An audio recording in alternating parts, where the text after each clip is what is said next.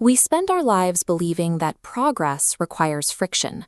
We hustle, we enforce rigid rules, and we exhaust ourselves trying to wrestle our reality into submission, convinced that forced action is the only path to power. 2.5 millennia ago, the Chinese capital of Luoyang operated on that exact same anxiety. It was an ancient corporate hub driven by political scheming, strict social hierarchies, and relentless stress. Deep inside the imperial archives sat a clerk named Li, the Nan history would later call Lao Tzu. He spent decades serving as the empire's chief archivist, watching kings and politicians exhaust themselves competing for status. Yet all those meticulously recorded military tactics and laws hadn't brought anyone peace. To him, the Grand Library was a junkyard of dead memories. It proved that accumulating knowledge and status was a hollow pursuit. This perspective originated far from the noise of the capital, during his quiet childhood in the countryside. A young Lier spent hours simply observing the local river. He noticed something peculiar about water. Humans constantly fight to climb to the peak of the mountain, but water voluntarily seeks out the lowest, most undesirable places on Earth that people actively avoid. When a rigid, immovable stone sits in its path, the water doesn't fight it. It simply flows around the obstacle.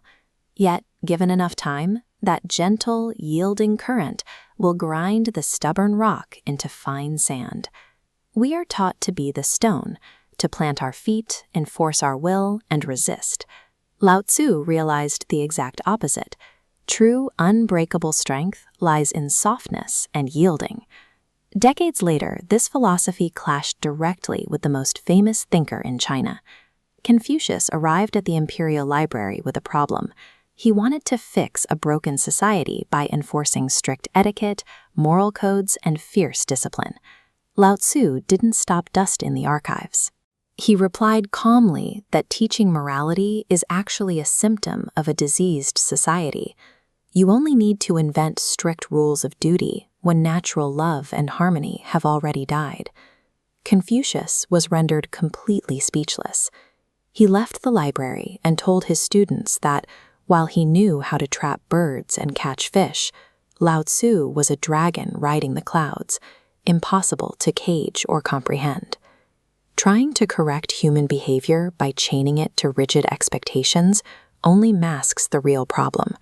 It feeds the human ego, ensuring the internal battle never ends. Shortly after that meeting, Lao Tzu walked away from it all. He drafted his resignation, left his accumulated wealth behind, and took off his heavy silk robes.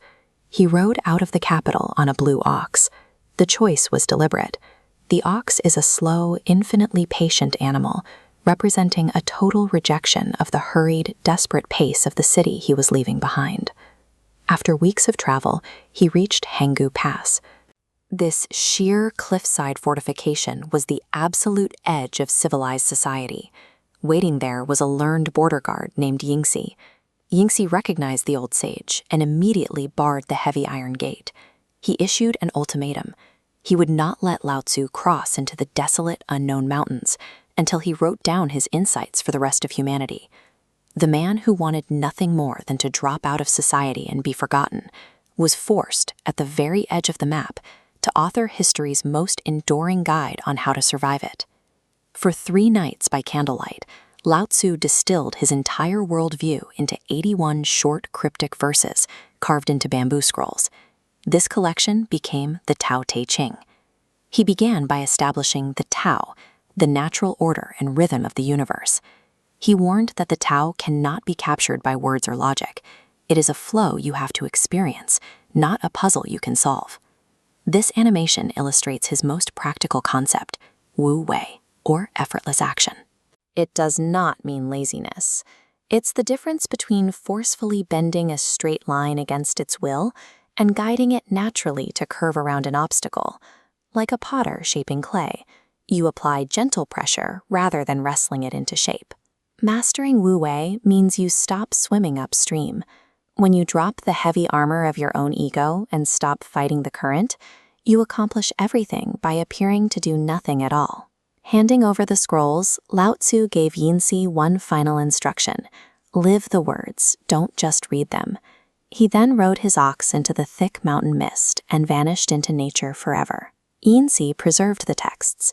Centuries later, as Buddhist monks traveled from India into China, their teachings collided with Lao Tzu's philosophy of effortless flow, giving birth to what the world now knows as Zen. Eventually, these ideas crossed the globe, deeply influencing modern psychology and shaping the theories of pioneers like Carl Jung. A man who abandoned his status, gave away his possessions, and actively tried to vanish into nothingness, ended up authoring a philosophy that continues to calm the human mind thousands of years later. Today, we are still caught in the exact same trap he escaped. We face widespread burnout, anxiety, and the exhausting illusion that we must strictly control every aspect of our lives to be successful. We are obsessed with violently climbing to the peak of the mountain. Lao Tzu asks us to do the opposite, to step off the ladder entirely and return to our roots. He invites us to drop the heavy, manufactured roles we play for society and find the quiet power in simply being present.